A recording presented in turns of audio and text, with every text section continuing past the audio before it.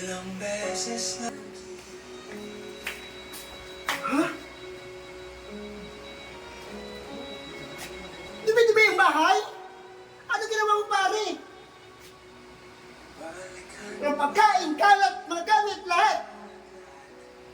Sinimay ng buhay nito. Pare, pasensya ka na. Kailangan na tayo mag-iwalay.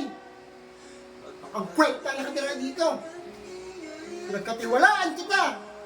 Yung ginawa mo palang basura ang bahay ko.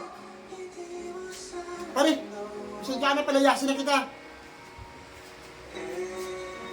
Palayasin na kita. Umalis na! Lumayas!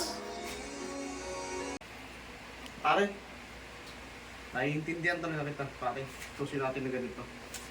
Kahit na alam ko nung marami na tayong pinagsamahan. Oo, pare, nakindihan ko naman.